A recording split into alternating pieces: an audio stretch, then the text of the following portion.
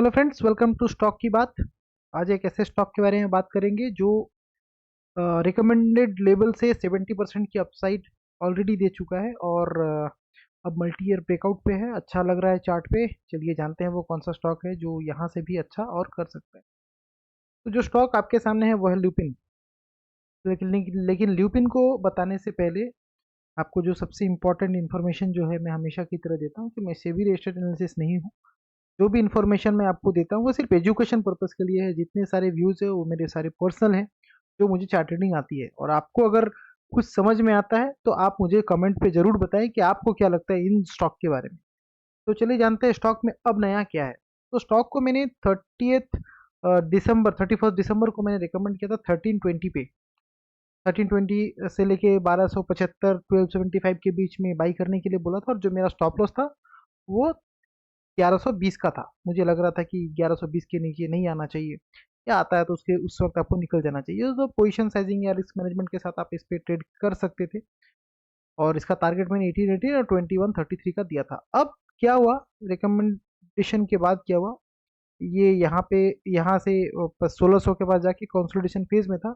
उसके बाद इसने अपना 2200 का लेवल, जो अपना मेरा जो दूसरा टारगेट था, वो भी अचीव कर गया। मतलब 70% फ्रॉम माई रिकमेंडेशन। तो जो स्टॉक में बताया था 1320, अगर आप 6 महीने का टाइम देते उसको, 6 8 9 महीने का, वट एवर, तो 8 महीने में आपको, 8 से 9 महीने में इसने आपको 70% का रिटर्न दे दिया है। तो अगर एक लार्ज कैप स्टॉक आपको 70% का रिटर्न देता है तो आपको और क्या ही चाहिए।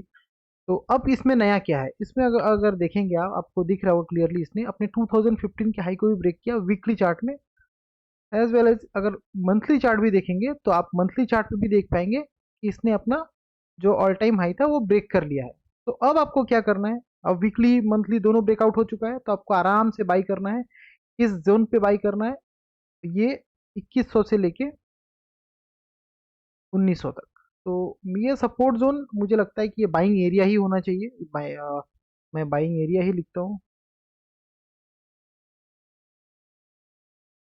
2100 से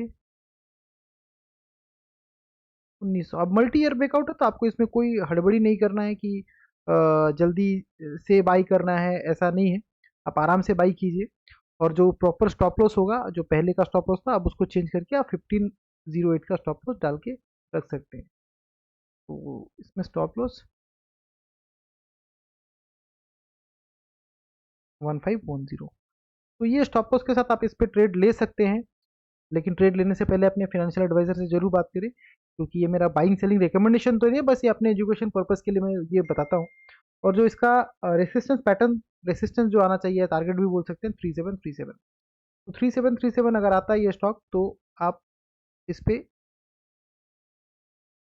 3737 अगर आता है आपको कभी भी, तो आप इसमें फिर से यहाँ से 78% या 80% तक के लिए आप इस पे बेट ले सकते हैं। तो आराम से बाई कीजिए, रेंज में आने का इंतजार कीजिए, रेंज से पहले बाई मत कीजिए। आपको और एक चीज मैं इसमें दिखाने की कोशिश करता हूँ, आप वो चीज समझिए कि आरएसआई देखिए, जब भी इसका वीकली आरएसआई आप नोटिस कीजिए, जब भी वीकली आरएसआई 89 के पास पहुंचा तो इसने अपना एक एक कंसोलिडेशन फेज पे चला गया। यहाँ पे देखिए, ये 89 पे आया, उसके बाद इसमें एक अच्छा खासा डाउन साइड आ गया।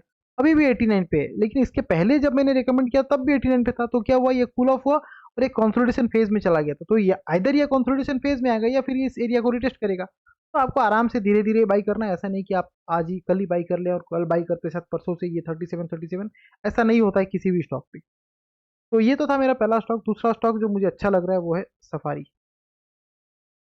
सफारी का अगर हम मंथली चार्ट देखते हैं, सफारी का मंथली चार्ट अगर देखते हैं तो ये देखिए, इसने अपने लेवल को अच्छा खासा ब्रेकआउट दिया है। तो इसलिए मैंने स्टॉक को भी चूज किया है। लास्ट 5 ईयर्स का रेवेन्यू जो है इसका 21.99% के रेट से ग्रो किया, जबकि इंडस्ट्री का सिर्फ 7.8% है।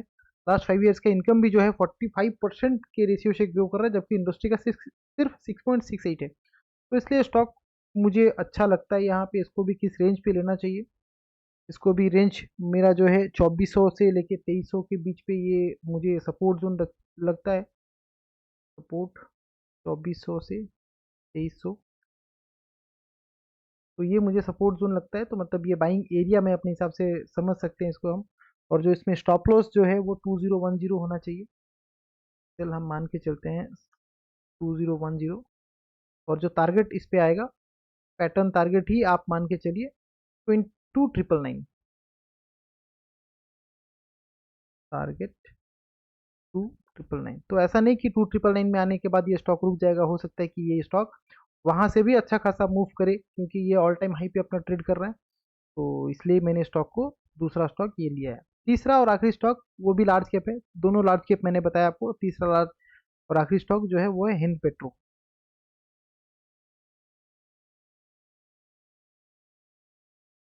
हिंदुस्तान पेट्रोलियम। हिंदुस्तान पेट्रोलियम में क्या हुआ है, अगर इसका भी मंथली चार्ट देखेंगे आप, तो मंथली चार्ट में इसने एक अच्छा खासा चैनल चैनल ब्रेकआउट दिया है। तो चैनल ब्रेकआउट देने के बाद क्या है इसमें सपोर्ट जोन, ये एरिया जो है 415 से लेके 380, ये पूरा सपोर्ट जोन है। आपको इस एरिया में पूरा टारगेट रखना चाहिए, एक्यूमुलेशन करना चाहिए। जो प्रॉपर स्टॉप लॉस है वो आप 296 का रखिए, 296 या 307 से 296 का मेजर सपोर्ट। और जो इसमें भी अगला पैटर्न रेसिस्टेंस जो है 6,666 का है। तो ये स्टॉक, ये 3 स्टॉक आज के लिए थे मेरे। अगर आपको मेरा वीडियो पसंद आता है तो अपने फ्रेंड्स के साथ शेयर करें और चैनल को जरूर सब्सक्राइब करें। और कोई भी सुझाव आपको समझ में आता है तो जरूर मुझे कमेंट बॉक्स पे बताएं। Thank you so much.